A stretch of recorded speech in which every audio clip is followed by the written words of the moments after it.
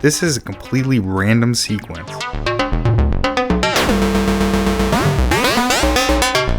And it's being entirely self-generated by the mother.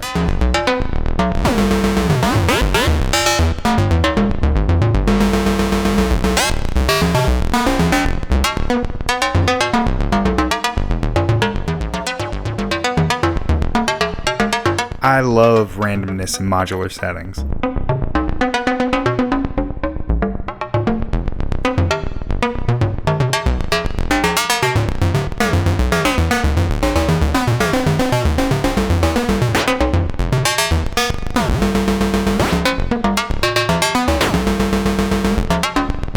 I was pretty excited when I first discovered how to make use of some of the mother's utilities in the patch bay in order to make these.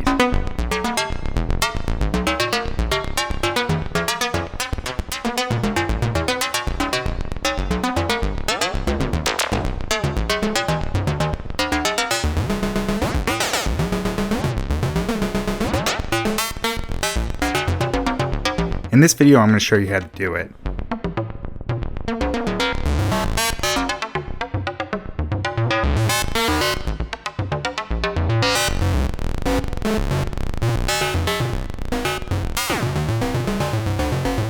We're going to make use of the assign output of the patch bay.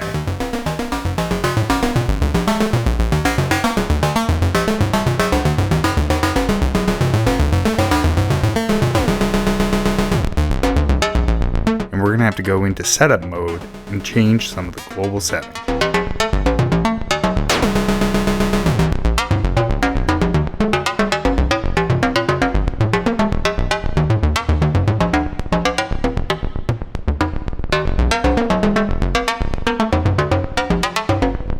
Let's take a look at how.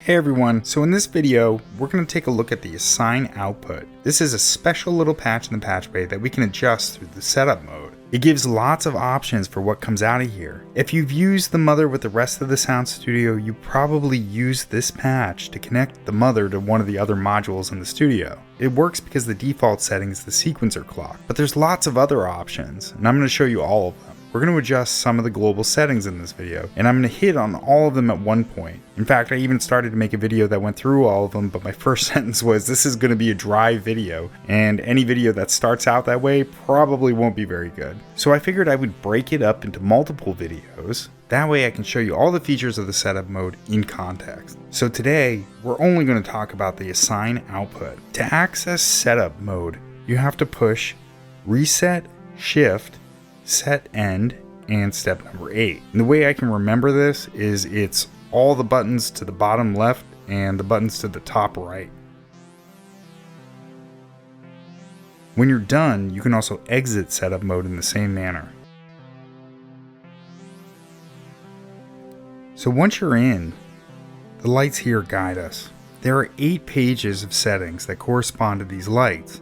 All of the pages are kind of grouped in ways that make sense, and the page you're on is indicated by the orange light. The selection within each page is indicated by the green light. So for instance, we're on page 1 and selection 2 is selected. Today we're going to focus primarily on page 1 because that controls the assignable output. I'm going to go through each of the different options, but for now let's just recreate the sequence that I was playing at the beginning and go to step 8. This is a random stepped voltage. Let's take a look at what it looks like using the oscilloscope. So right now I have it plugged in and you don't see anything going on. That's because the steps only take effect when the sequencer is playing. On the sequencer, I have just one note playing. It's not even a real sequence. When I plug in the assign output, this is what it looks like.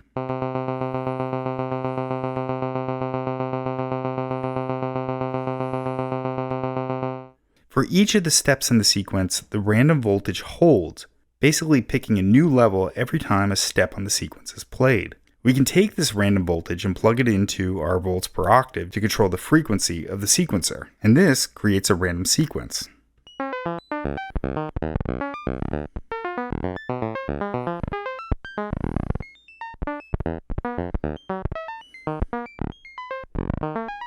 Now, since the amount of the voltage produced goes up and down 5 volts, that means that the notes are spanning 10 octaves, 5 up and 5 down.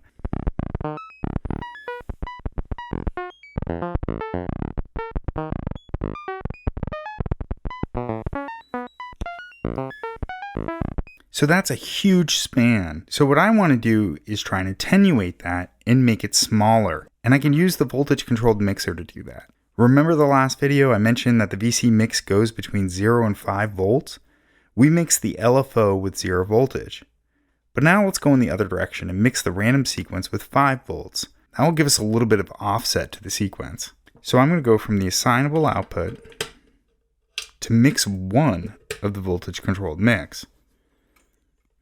And then I'll go from the VC mix out into the oscilloscope. Let's see what it looks like.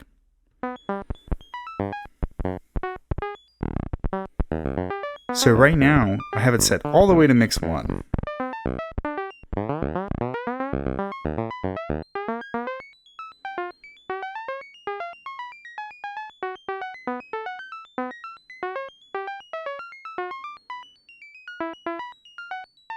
So notice as I turn up the VC mix, I turn it up about halfway and it attenuates the steps of the sequence.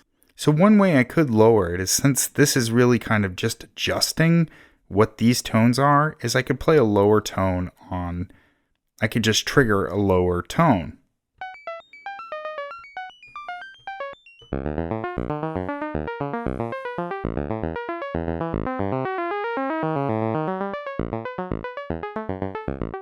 Notice how if I bring this all the way up, we're just going to have the original note ring out.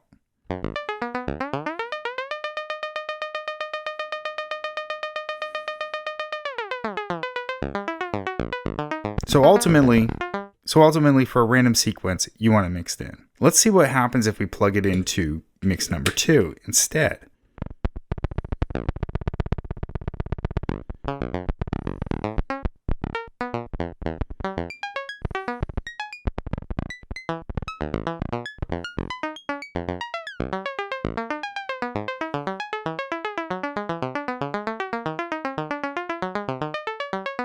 That's pretty good.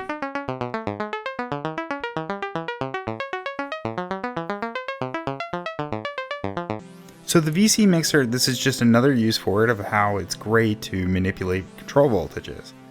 There's still some limitations to what you can do with the Mother, and if you find yourself saying, oh, I wish I could do X, well, that's when you know that you should get into modular and go out and buy a maths. Maths can probably do anything that you can think of in terms of manipulating control voltage. But there are lots of simpler and cheaper modules too, specifically modules from Dofer, like a basic passive attenuator or offset. I'll talk more about external modules in later videos. I've actually been using this run through a quantizer to make the random sequence play in a specific key. For today, I'm going to stick to what we can do with just the Mother's built-in options. There is another way to set up random sequences that stays within a particular key, only using the Mother's utilities, and it builds on all of these ideas, but you're going to have to tune into the next video to get that one. This video is all about the assignable output. So this stepped voltage can be used to modulate other things, like perhaps the cutoff. I'm plugging back into the assignable output so that the random voltage just goes through the cutoff. I'm going to clear my sequence and program something.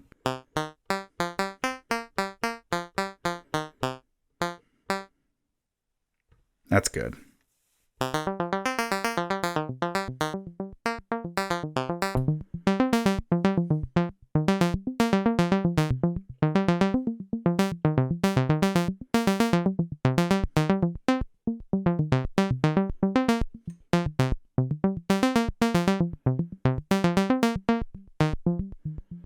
So right now, the only modulation going to the cutoff is coming from the random voltage.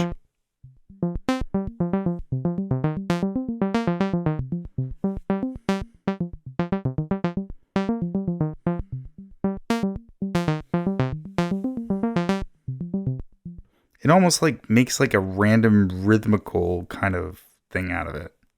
Let's try it in the resonance.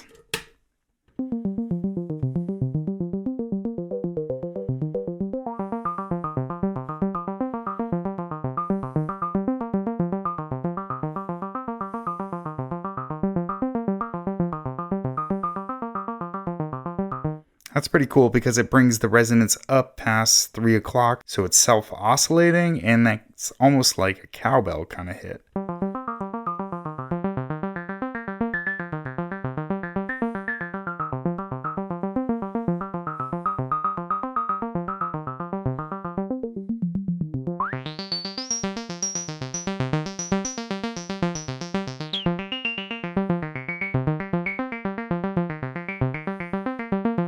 You could even put it in the LFO rate and have the LFO rate kind of jump around.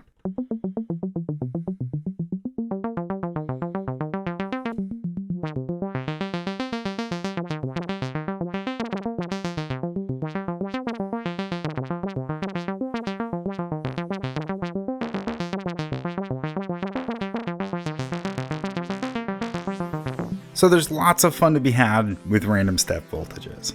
But there's so much more we can do with the assignable output. So let's start going through some of those options. So really, I'm going to go back into setup mode. There are really 16 different options for this. But let's go through all of them. So the first one, number 1, is accent. And what that does is any note that you have playing that has an accent on it, it sends a pulse out. There's another setting in here on a different page where you can actually turn off the accent. So that means that the sequencer won't play the accent, but you can still get the pulse out of the sine output. Like if you want the defam to trigger on a certain particular note, like let's say the 2 and the 6, you could set accents on those and it would send a pulse out on those particular steps to trigger the defam. So that's number 1. Number 2 is the default setting. That's what we're all used to. It's just the sequencer clock putting a pulse out of the assign output. Number 3 and 4 are clock dividers. So remember how in the intro section I said the mother was kind of like a whole bunch of little modules added together? You can add clock divider to the list of the many things it can do. Number 3 divides the sequencer clock by 2. The most obvious use for that would be if you wanted the defam going at half time. You could set the clock divider to 2 and it would go at half the speed. Number 4 divides it in half again, making it go at 1/4 the speed of the mother. So you're getting a pulse every 4 beats. Now number 5 through 8, these 4 are stepped voltages. We've already discussed number 8, that was random. Let's take a look at some of the others. There's ramp, saw, and triangle. So this is number 5.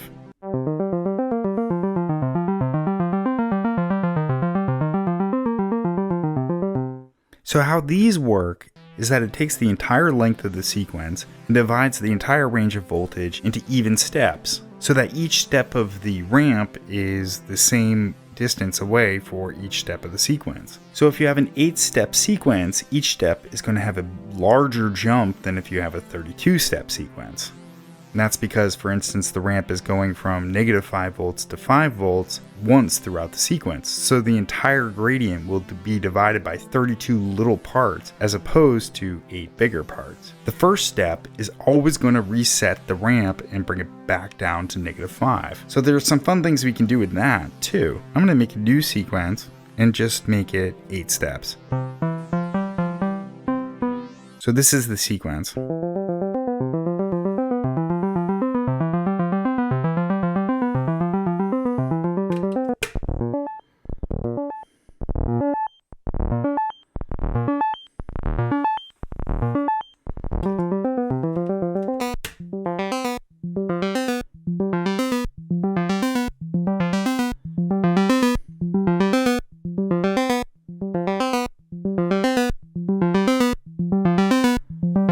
Pretty cool. Let's see what the next one is. So now I'm going to go to setting 6.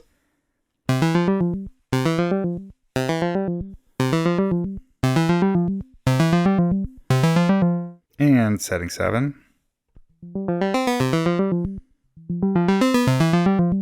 That's the triangle wave.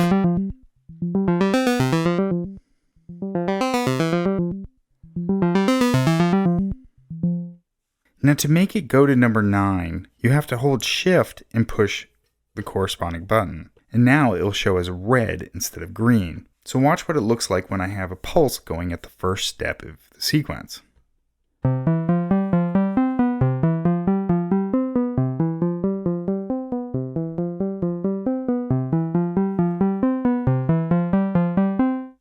So So I'm sure there's lots of great uses for that, but definitely the one that immediately jumps up is resetting other modules. I have a Doepfer clock divider that needs to be reset when the sequence is stopped and restarted, and it'd be great for that. I also have a voltage controlled LFO that it could be really helpful to reset so that way the LFO resets at the beginning of the sequence. I remember back when I was doing my subharmonicon tutorial, I wanted to set up an elaborate polyrhythm, but I wanted it to reset at the beginning of every time through the sequence. I had a 32-step sequence which was already pretty long, and I wanted the 1 to be the same every single time through. One way I could have done that is send a pulse out of the assign into the reset of the subharmonicon and have it reset every time the 1 of the sequence hit. So the next 7 settings, 10, 11, 12, 13, 14, 15, are MIDI settings. They're MIDI values. So the mother can basically act as a MIDI to CV converter. For instance, number 12 is pitch bend. So if you're using a MIDI controller, you could use the pitch bend wheel to make control voltages. That way you could route it to the cutoff and control the cutoff using a pitch bend wheel. There's also velocity, which is super cool. So if you're playing the keys, you could route it to the cutoff and have it, the harder you press a key, the more the cutoff would open. There's also aftertouch. Again, if you routed that to the cutoff, if you play a note, you could push a little bit harder and open that cutoff just a little bit more. So it's pretty cool, and there's tons of stuff in there to check out. Strongly recommend it. All of these values are listed in the manual.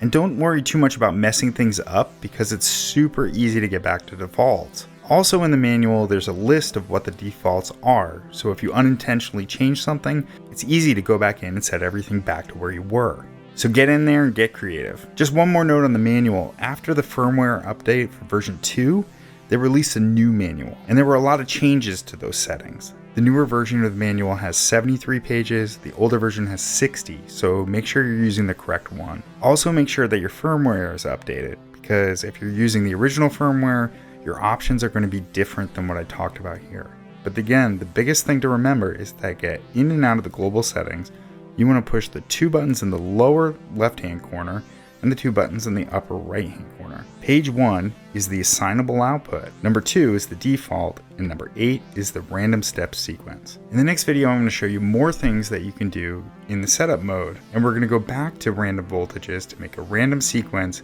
but this time we're going to quantize it using some of the tools inside the mother. So I hope you like this video. Let me know what you think in the comments section. If you haven't subscribed already, please do so. I've got a link for Patreon in the description, and I update patch books and PDFs on a monthly basis. I hope you check it out. There's also affiliate links in there too. So if you want to support the channel and you're thinking of buying a new module or something, feel free to click that link. You don't even have to buy what I've linked to, but it just sends you to Perfect Circuit, which is a great retailer, and I get a small commission. So it's a great way to support the channel at no additional cost to you. Thanks so much for watching, and I'll see you next time.